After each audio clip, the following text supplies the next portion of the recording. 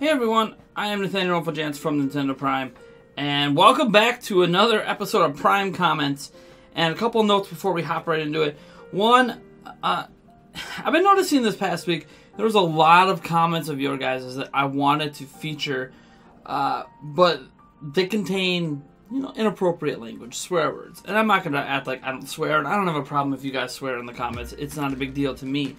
But whenever I show swear words on YouTube, they demonetize the video by saying it's not advertiser friendly. So in order to conform with YouTube's own rules, we are unfortunately only going to be able to feature your comments if they don't include swearing. Obviously, there might be exceptions to that, but in general, if you would like to be featured here on Prime Comments, try to keep the swearing to the absolute minimum in your comments. In addition, you'll see I'm wearing a new shirt this week. I don't know how well you guys can see it there, the Nintendo Prime shirt. This is a premium, it's a really nice and soft shirt. This is from our TeePublic shop. So is this mug. And I know in a previous video I said I would have this mug available in the comments below. I did not have a link to it, so I will have a link for you to purchase this travel mug and to purchase this shirt. And there are other colors available. I think I have this in white. I also have it in a brighter blue. I think you can get it in red as well. And there's also sweatshirts and stuff. I actually have a sweatshirt you might see in future videos once we get closer to winter. But yeah, kind of cool. I mean, there's even some other merchandise as well, but for now we're just talking about the mug and the t-shirt. I'll put a link down in the description for you guys if you're interested in rocking some Nintendo Prime merchandise. Now, let's get right into your comments this week.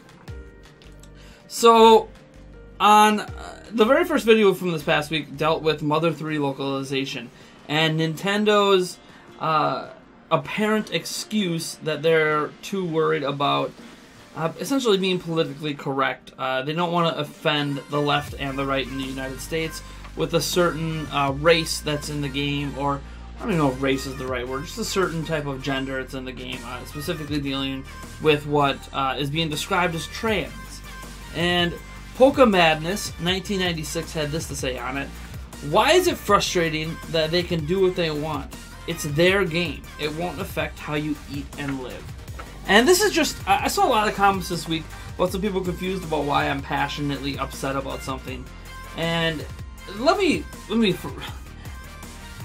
not affecting how I eat and live is a very interesting comment. Obviously, affecting how I eat is going to be, what's my income level, what do I want to eat, what's my health status, all that kind of stuff. And as you can tell, since I'm, as some people say, I'm fat, it's not something I'm necessarily doing the greatest in terms of health, but obviously, how much income I have is going to greatly affect what I'm able to eat. Am I surviving on ramen noodles for the month, or am I able to have pancakes in the morning and, McDonald's for dinner or whatever? I know, McDonald's is terrible, I get it. But, yeah, what we have to understand, especially at a channel like Nintendo Prime, is that this channel is all about expressing my passion and love, and sometimes criticisms for the wider scope of gaming in regards to Nintendo specifically. And there's going to be things that it appears I'm really upset about because I'm passionate about it. But being passionate about something doesn't, it doesn't mean that it's this grand thing that I'm going to spend all week toiling over. I'm really frustrated over the SNES Classic pre-order situation. I'm really frustrated over this excuse, because that's what it is, to not port Mother 3 to the United States. But at the end, it's not this big impact on my life. Okay, I have 3 children. I've got a fiance. I've got lots of other things going on in my life that are much more important, even more important than Nintendo Prime. And it's one of those things that just because I'm passionate about something, don't mistake my passion as life-altering. If it's a life-altering thing, I will let you know that it's life-altering.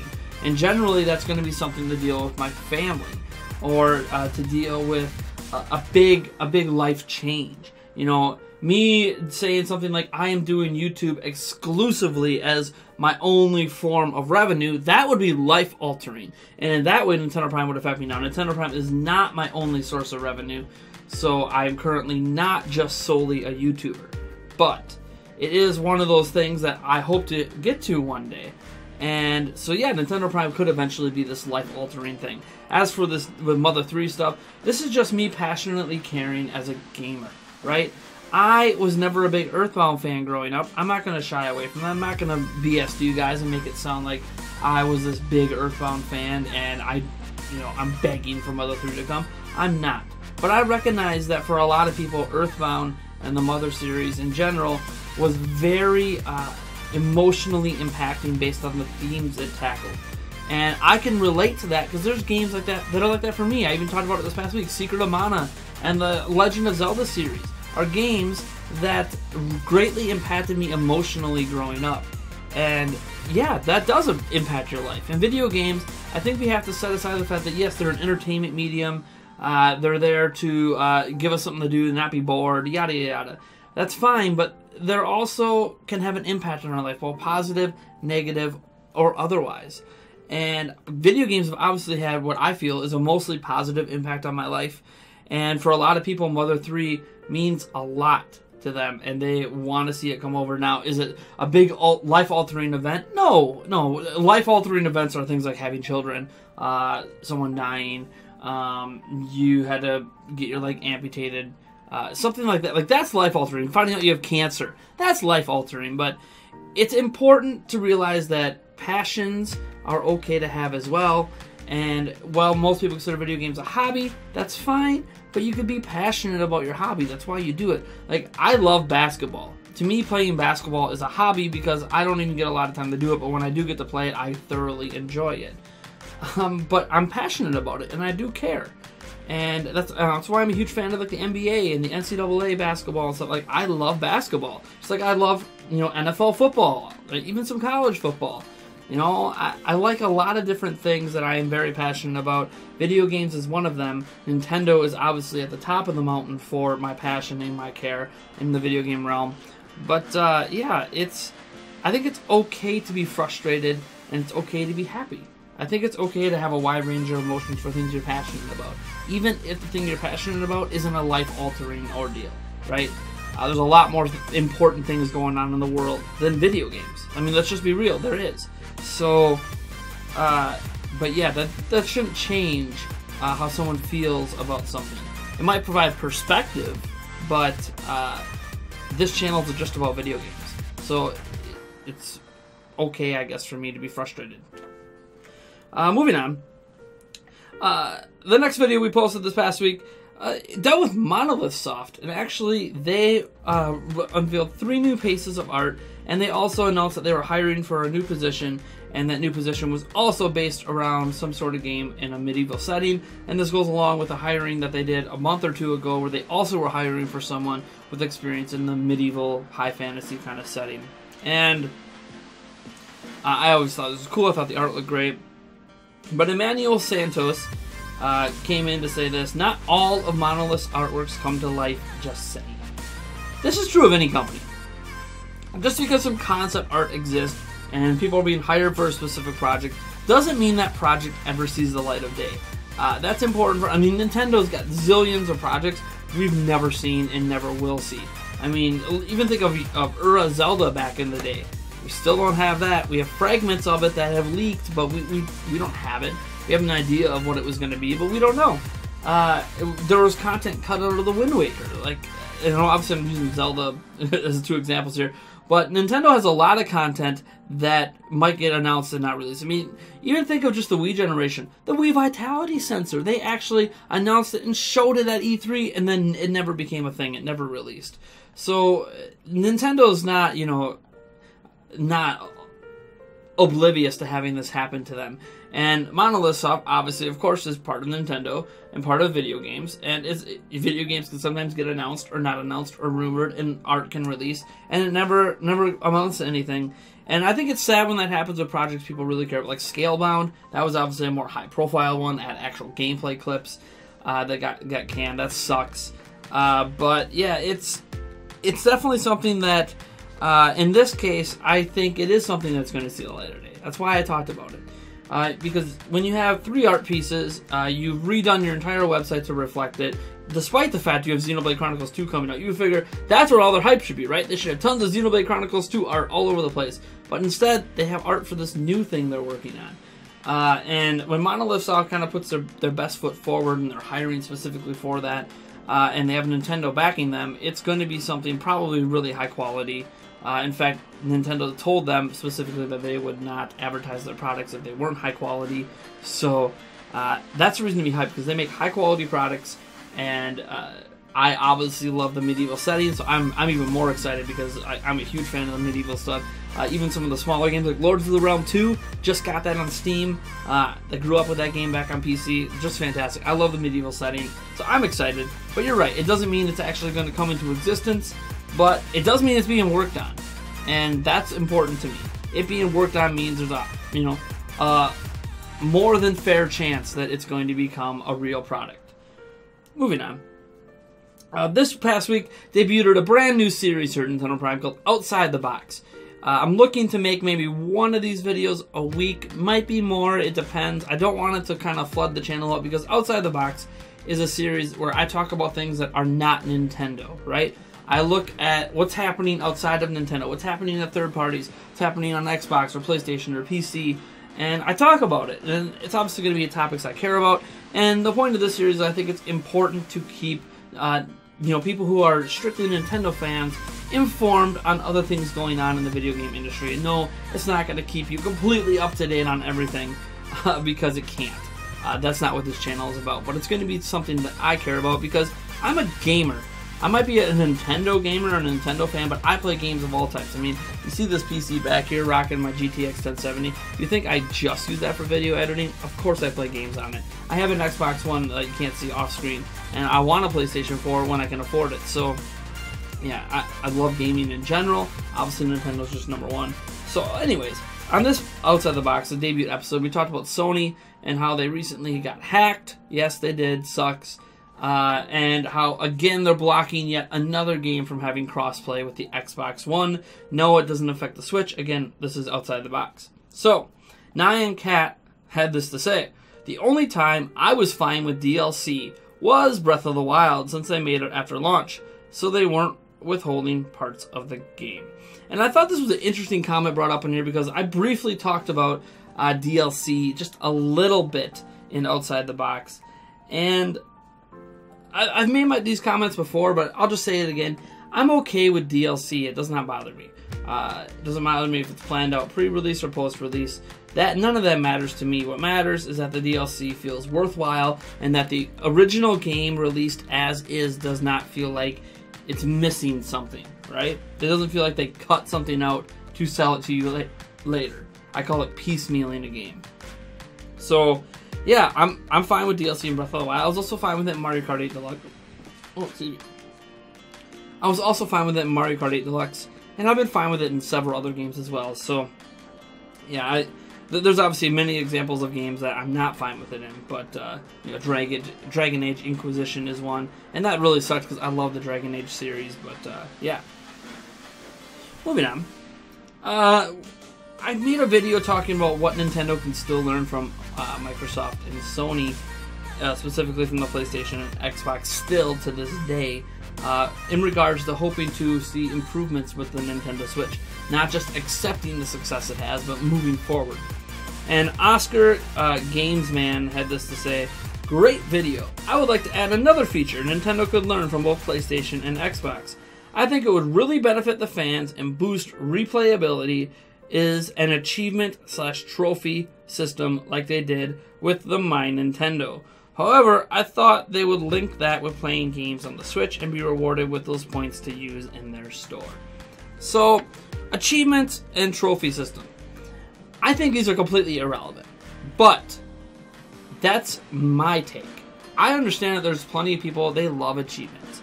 They love trophies. They think that having the achievements makes things replayable. And admittedly, when Master Mode came out, in my mind, I want to 100% Breath of the Wild, and that's an achievement to me that I don't need an in-game pop-up at the top and be like, hey, congratulations, do 100% of the game. I don't need that. I get satisfaction knowing that I just did it.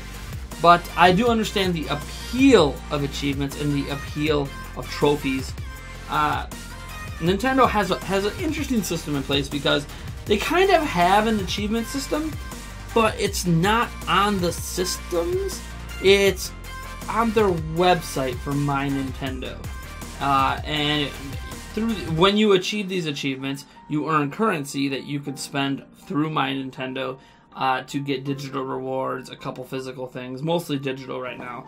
Sometimes it's a discount, sometimes it's a free game, and so far none of it has been anything that's that exciting. You know, one of the big criticisms of My Nintendo is it's not as good as Club Nintendo was, and it's really not. But I always argued it was something they were setting up for the future.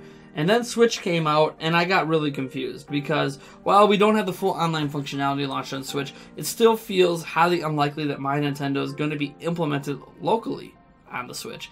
And that's where I have an issue, is where I think My Nintendo might be ultimately a superior solution to achievements and trophies because you get something in return. You don't just get the achievement and the trophy, you actually get like a discount. You get something rewarding you for just playing the game that you paid for.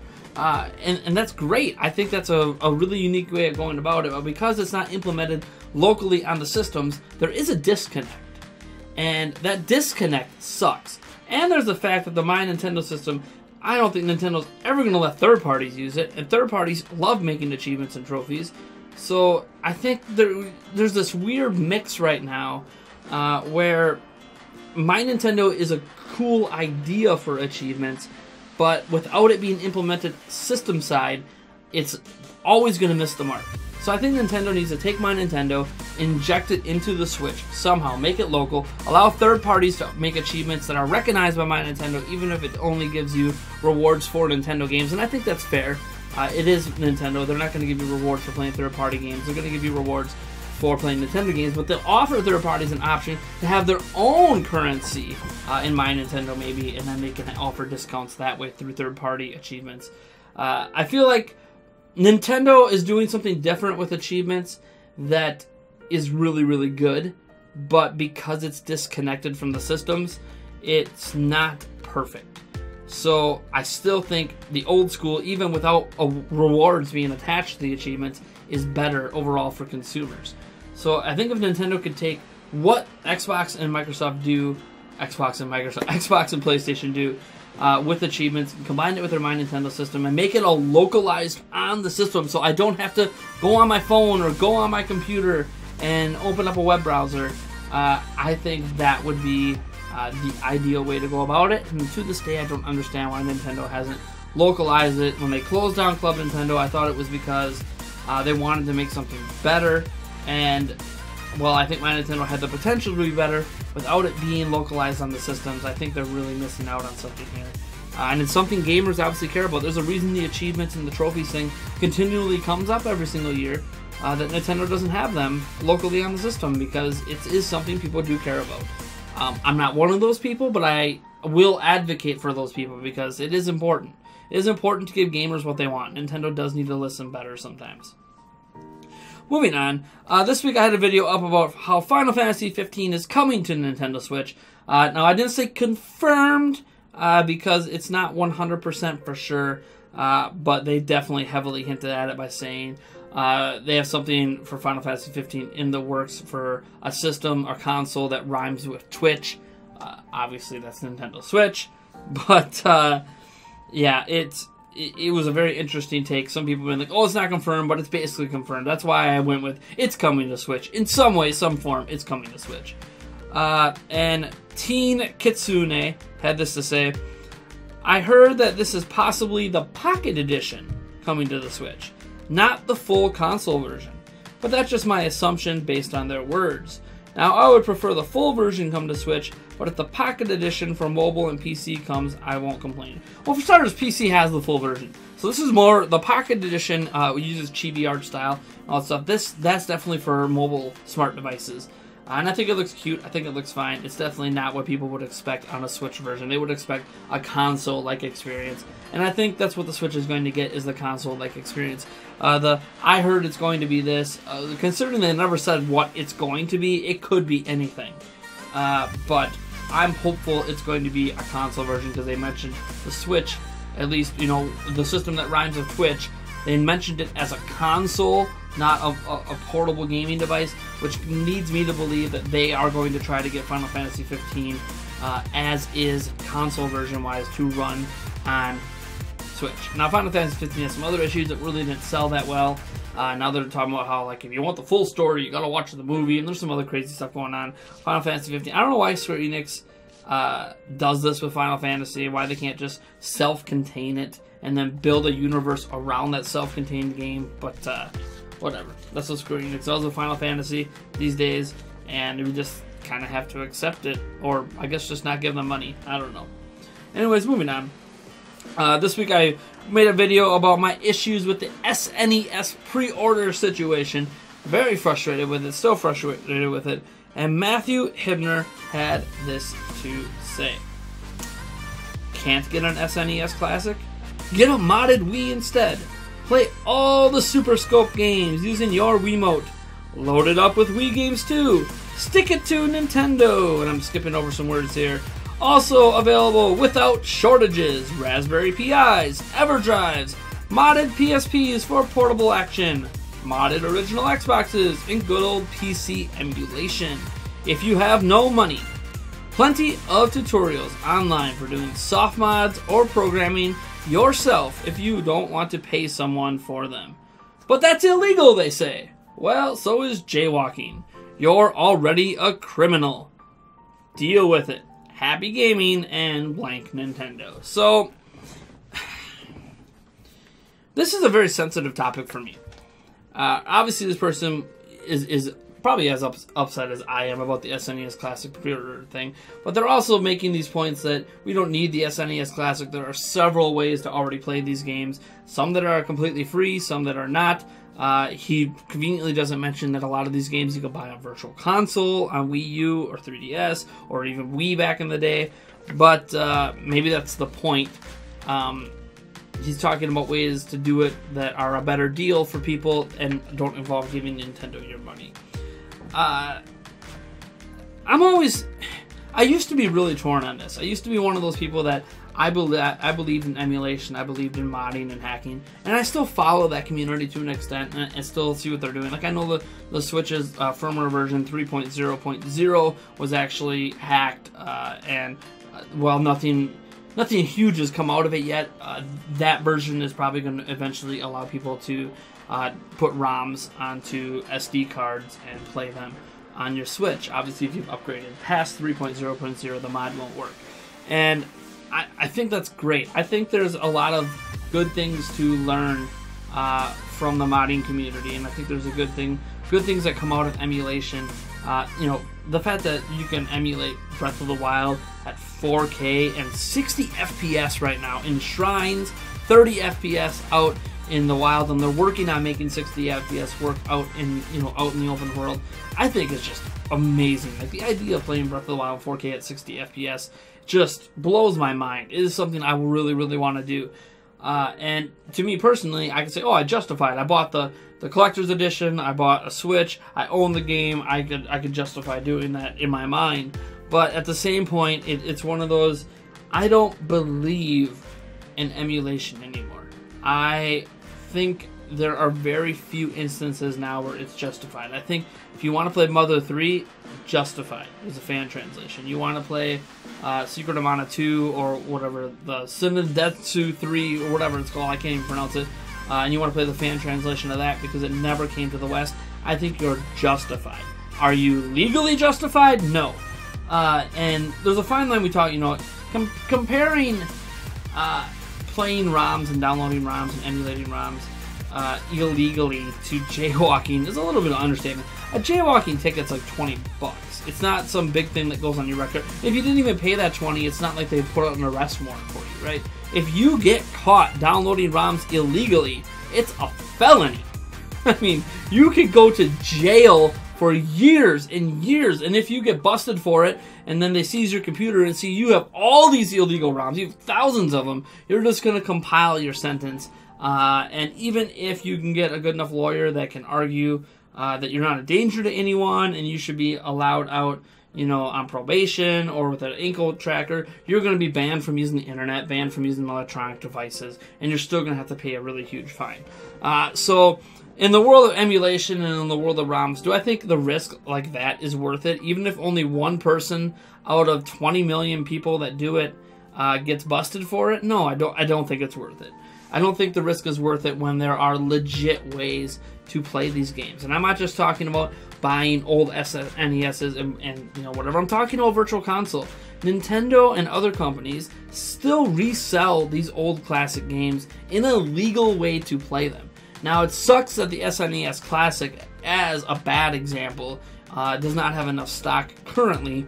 Maybe it will after launch, or maybe it will on launch day. There'll be tons of physical units in stores. I'm actually hearing a lot of you know, chatter out there that pre-orders were capped so there could be a bunch of units available day one in the store. So I'm actually going to be camping out at Walmart, and I even thought about driving out to Toys R Us, because we know Toys R Us is not taking pre-orders. You can only pick up the unit in stores. So I'm actually thinking about driving out to my nearest Toys R Us, which is actually quite a ways away. It's like a 2-hour drive, because we haven't had Toys R Us in my area since I was like 5, so you know, 20 years ago. But 25 years ago, man, it's been a while. So it's an interesting topic, because I'm not going to chastise you if you use a Raspberry Pi or if you emulate games in any way, downloading ROMs illegally. I'm not going to tell you what to do. I'm going to tell you my personal stances. I'm against it. I don't believe in it anymore. And doesn't mean I don't think some fan mods are cool. You know, the HD Twilight Princess thing that was happening, or Unreal Engine 4 stuff. Like, there's a lot of cool things happening.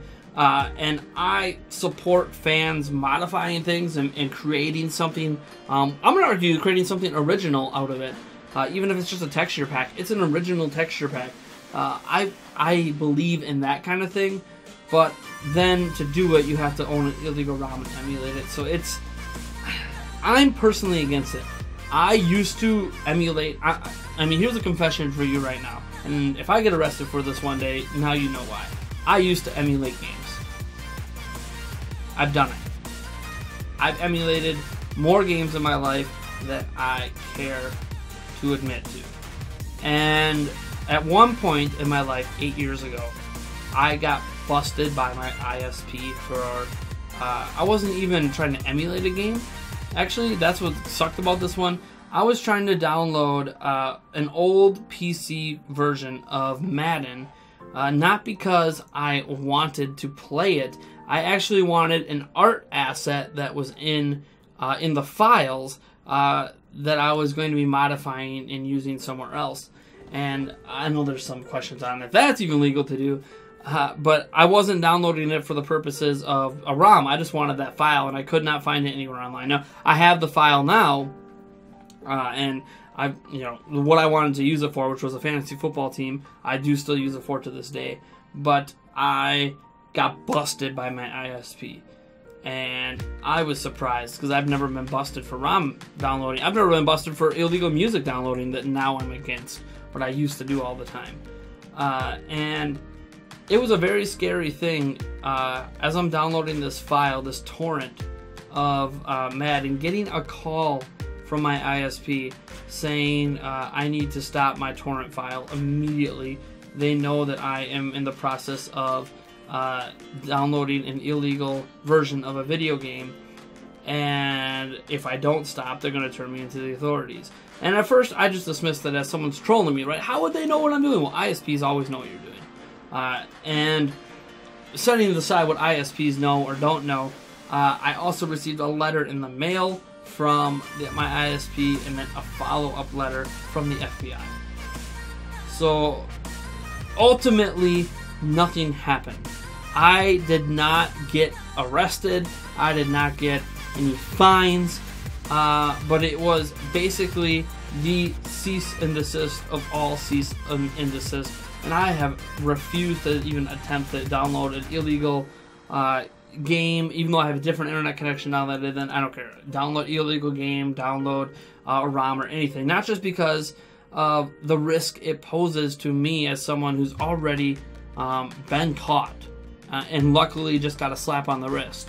But I have a family to worry about now. So if I get arrested over downloading a ROM or modifying something, I I put my family in danger. I put my children in danger of no longer having me around to raise them, and let alone my income. And I understand that this is an extreme case, but see, that's why it's like personal to me when we talk about ROMs and emulating and stuff, because I've been caught.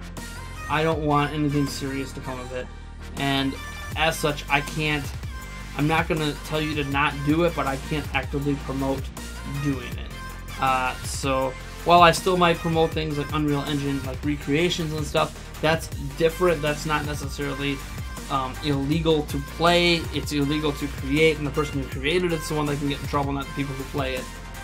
But when it comes to actual game ROMs and full game dumps and stuff like that, I'm 100% against it. Always will be. Probably should have always, not just because I'm scared, but you know what?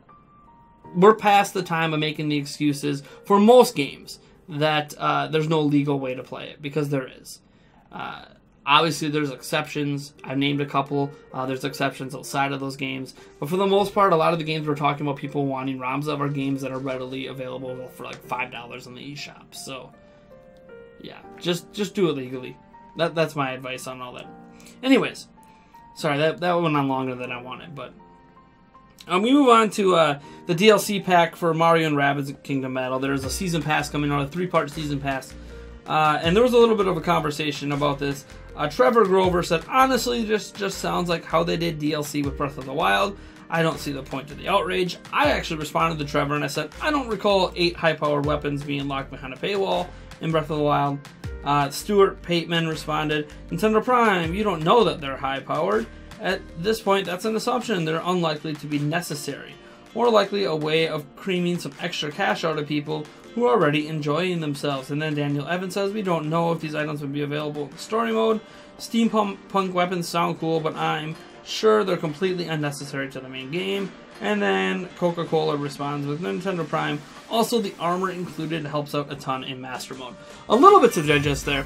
So, I guess I might have been a little off saying high-powered weapons. We don't know if they're high-powered.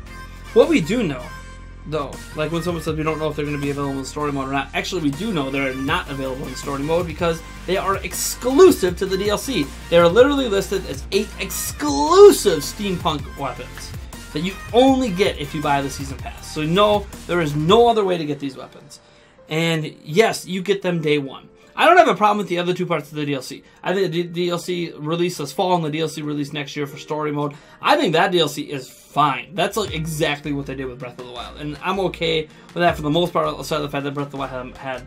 I still don't like the fact that the hardest difficulty was behind a paywall. But whatever. Setting that aside, I am okay with the DLC Season Pass in general. But this first part, the Day 1 DLC, the cut content to make it available day one, is a thing I have an issue with. And it is not comparable to Breath of the Wild at all. Breath of the Wild, Day 1 DLC was a Switch shirt, an aesthetic item that provided literally no benefit to the game, and an extra chest that just contained items you can already get in the game. So there was nothing given to you that really gave you any sort of advantage over anybody else playing the game.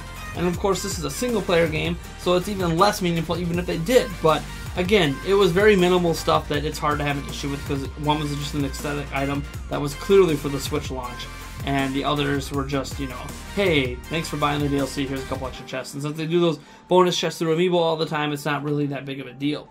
Now, the issues I have when people talk about this is it's not like Breath of the Wild.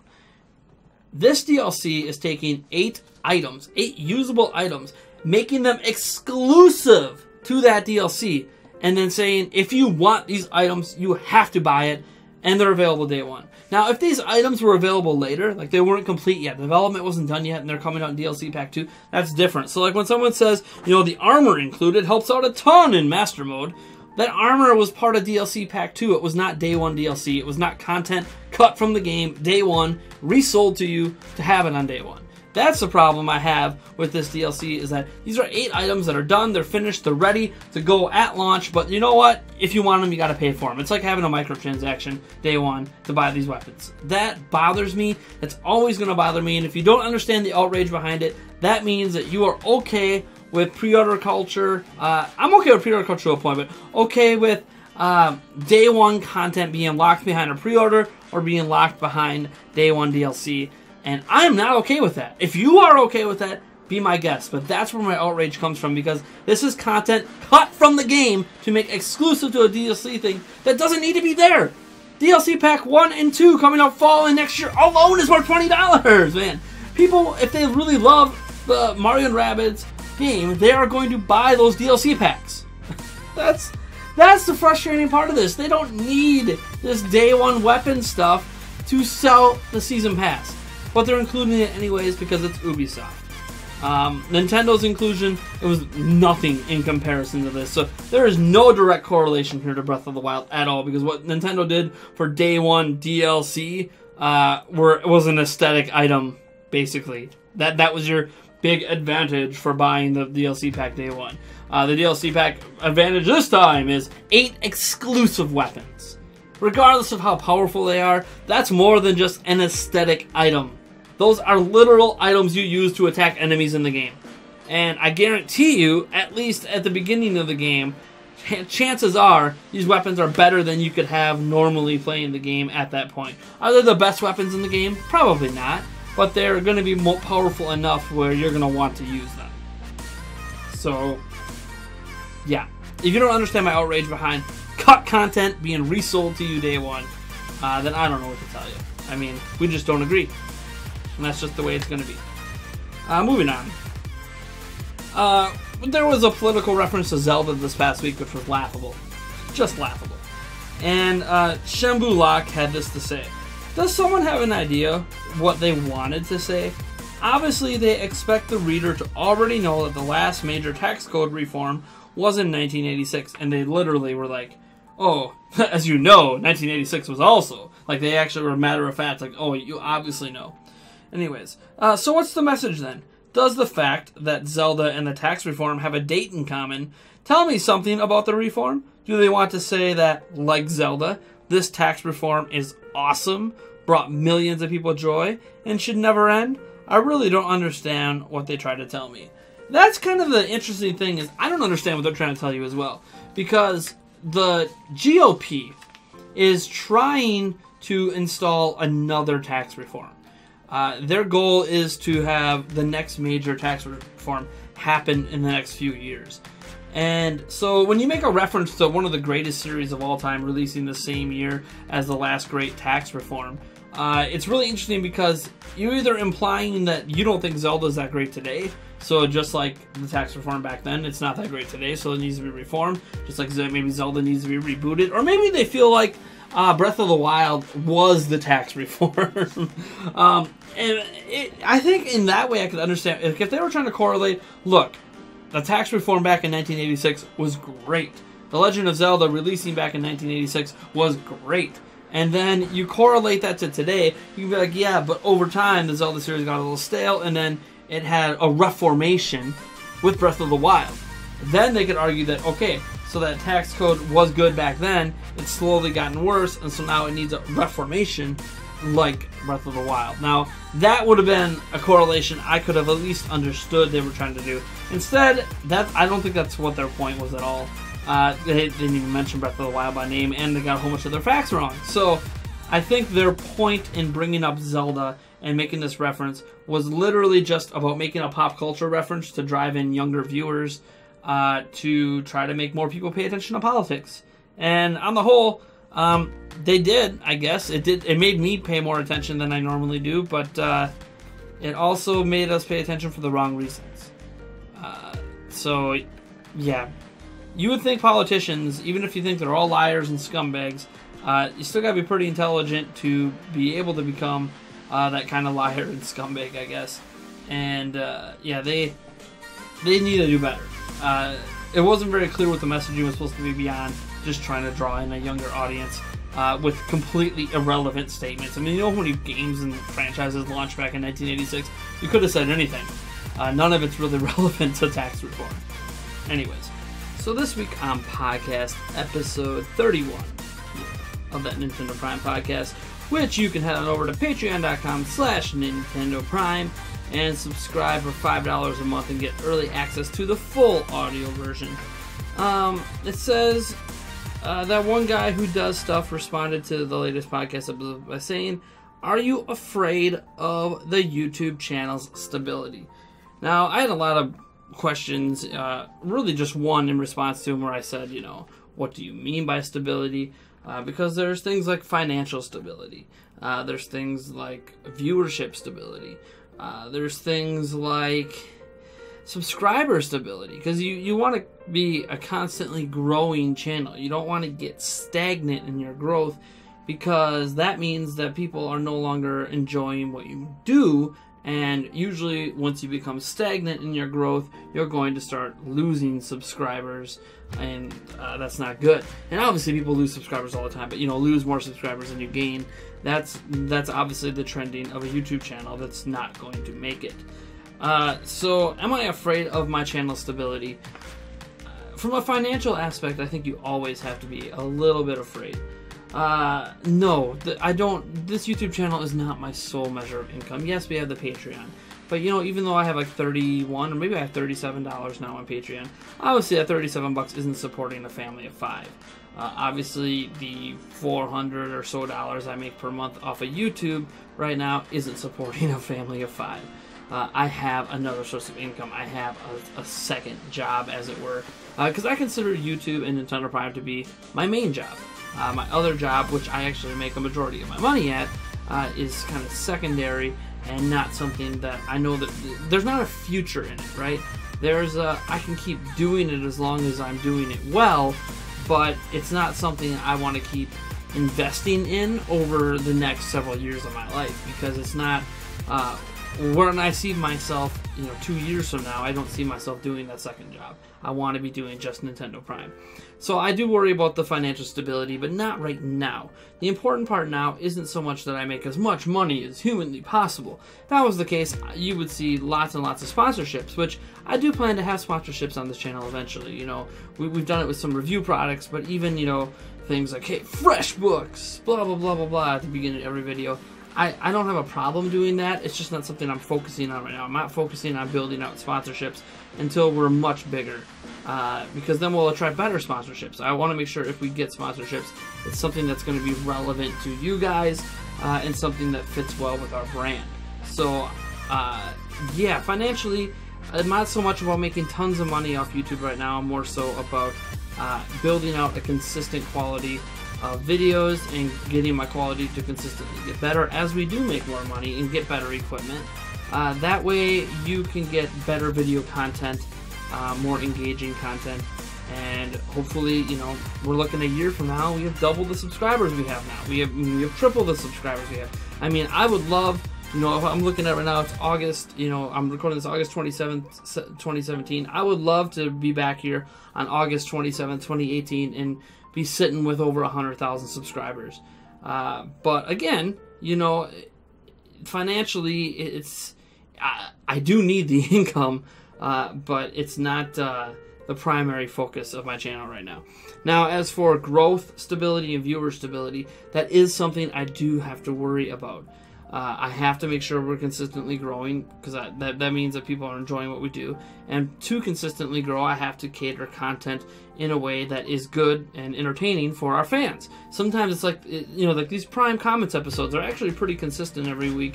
I think people like my serious responses to their comments. I take your feedback seriously, and I hope that comes through in these Prime Comments episodes.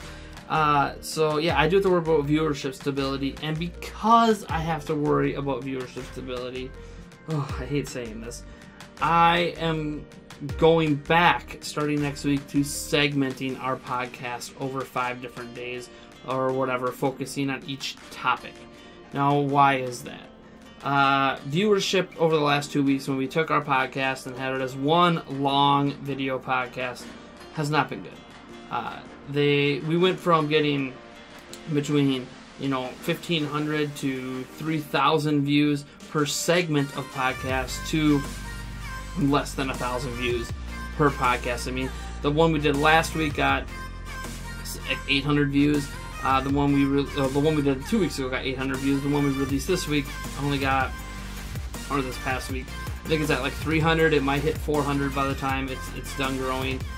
That's not the kind of viewership numbers we're hoping to get for the podcast. Now, for those who want the long version of the podcast, we always, on every segment, have a link to the long audio only. So you can get the full 2-hour long audio if you want in the description on every podcast episode. You can also subscribe to, as I said, patreon.com. For $5 a month, you get early access to the podcast, and that's the full audio podcast. I might also still release the full video podcast, just one long segment of it, exclusively to Patreon backers in the future.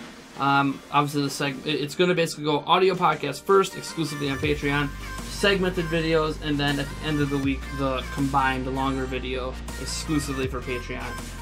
That way, our Patreon backers and the people like you guys that might want one long video cast and one long audio cast get early access to one of those and exclusive access to the other. That way I can keep that long video cast for the people who truly want it and truly support it, and I can keep the segmented version, which performs way better on the channel, and is obviously something that I want to continue to push out to you guys. So yeah, I have to worry about the channel stability, and the changes I've been experimenting with the podcast is one form of stability I have to worry about. Now, what does that mean for Prime comments? I don't know. Am I going to take a comment from each episode of the podcast? Because with it being segmented, we're going to go from like 10 to 12 videos a week to like 15 to 16 videos a week. I don't know. I'm not exactly 100% sure how I'm going to handle Prime comments in the future, but right now we're just going to go back to segmenting, and I guess we'll play it by ear because these Prime comment episodes are already getting really long. So also this week we announced through a video, or I should say we didn't announce, I shared some news to you guys about the Secret of Mana remake and how it's heading to PC, PlayStation 4, and PlayStation Vita, and how FIFA on Switch is hitting 60 FPS, both in docked and undocked mode, also 1080p in docked mode. And Treveo had this to say: I think people might be heavily underestimating the Switch's power. Everyone also so worried whenever a company announces a Switch port of their game. I mean, I understand why. The Switch is obviously not as powerful as the PlayStation 4 or Xbox One, but people treat it like it's an Atari 2600 that can't run anything. It's not that bad. Pretty damned impressive for a handheld at $300, I might add. And you're right, it is impressive for a handheld at $300. How impressive it is, outside of the fact it's the most powerful dedicated handheld gaming device ever made, it is one of the more powerful tablets out there. The most powerful. I think it finally lost that crown a couple months ago, and is going to continue to lose ground on being the most powerful gaming tablet ever. But that's just the way technology goes. It moves so fast, things move beyond current tech in a hurry. That doesn't mean anything about this, because Nintendo supports it for a long time, and console cycles tend to be about 5 years. So you're still going to probably have around 5 years of the Switch at least. For underestimating the Switch's power, there's a lot of people. There's those that think the idea of a hybrid system that sacrifice power to be hybrid is a problem. There's people who just don't like handheld gaming, and there's just people who don't want Nintendo to do well. And a lot of you combine all those together, and you're seeing a lot of negative talk about Switch because it is popular. And if it wasn't popular, they would have all the fodder in the world. Oh, it's this and that. And you know what? Maybe that criticism would be correct. But when you talk about the Switch's power, the question isn't if it's on par with the PlayStation 4 or Xbox One, or close enough. The question is it just powerful enough for third parties to want to support it? And what we've seen so far is that, yeah, we're getting FIFA. I know it's not the Frostbite version, but I think next year we could get the Frostbite version. It's getting the full version of NBA 2K18, which, again, we still haven't seen much of on Switch, and that's scary considering how close we are to release, but I'm going to be getting it day one on Switch and praying that it shows well. And as long as it shows well and third parties continue to slowly trickle their support, I think you're going to see the Switch is powerful enough. No, it's not going to have the best looking versions of games. No, it's not going to have the best playing versions of games. But it is going to be very interesting moving forward, seeing how third parties treat it, because as I've mentioned several times in the comments, game engines today in 2017 are built to scale across a multitude of different technological devices, And as long as third parties are taking Switch seriously, that's going to include Switch. So I think it's going to be okay. I think the Switch is going to see a ton of third-party support next year. And I think third parties go where the money is. And the Wii obviously would have been a smarter bet earlier on for some third parties because that's where the money is. But there were other obstacles there, such as the control setup. That obstacle doesn't exist with Switch. So while it might not be as powerful, I mean, imagine if the Wii U was super popular, it would have gotten all the Call of Duties and all the Assassin's Creeds and all of the third-party games if it would have been popular enough to justify it. The Switch right now is popular enough to justify it, and it has the proper control scheme to pull it off. And it has a really awesome appeal factor in handheld. So I think third parties are going to hop on board with this in a hurry. They're not going to abandon it like the PlayStation Vita seemingly was abandoned. They're going to keep supporting it heavily because Nintendo's going to support it heavily.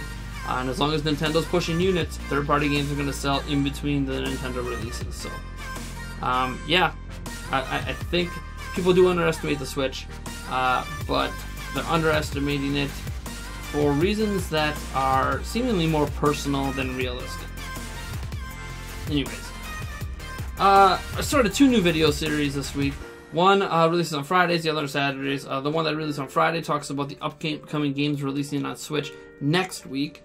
And that one, there was 3 new games. There's actually 4. I forgot to mention the Shantae game, or the Shantae game. I can never pronounce that correctly. There's a Shantae game coming out next week that's like a DLC, an expansion version of stuff. I don't know. I don't know a lot of details about it, but I know that I've always loved that series. And Joshua Jones had this to say: anyone who hasn't played Azure Striker Gunvolt, this game is basically Mega Man X's spiritual successor, and damn if it's not a fine game on its own. I'm hyped as hell to finally play it on the TV. You will definitely enjoy the double pack if you love Mega Man X or ZX games on DS. Cheers. You couldn't be more correct. Azure Striker Gunvolt is a very, very, very good game. Very Mega Man X-like. I really enjoyed the little bit of time. I've only played it just a little bit. And I might pick it up on Switch myself. It's a very enticing game. I encourage anyone to check it out. And it's important to note that the videos that say what games are releasing next week and what games released from this past week, which was the video we do on Saturdays now, or what games, not released, what games were announced in the past week. A majority of them are going to be indie games. And I don't have a problem with that, because I like drawing attention to games that we don't normally talk about. And obviously, Azure Striker Gunvolt is one of those games that, this is the first time we talked about it on this channel beyond the little mention in that video. So obviously I said the other new video series did this week was on Saturdays. This one was 22 new Switch games that were announced this past week. And Coma had this to say: I'm a big fan of Switch, but this list is boring. Just waiting for Odyssey. To that I say, alright.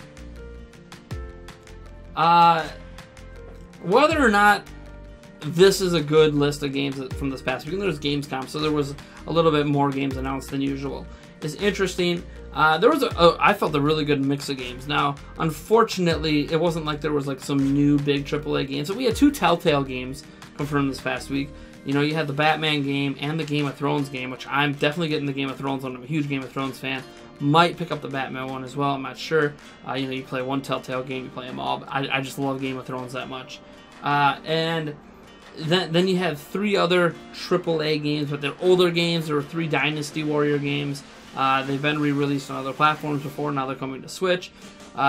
Maybe they'll get the Fire Emblem Warriors treatment. Like, I don't know how many people have heard yet, but Fire Emblem Warriors has an option for you to choose your own resolution and your own FPS. So like, it runs at 1080p 30 FPS, but you can run it at 720p docked 60 FPS if you want.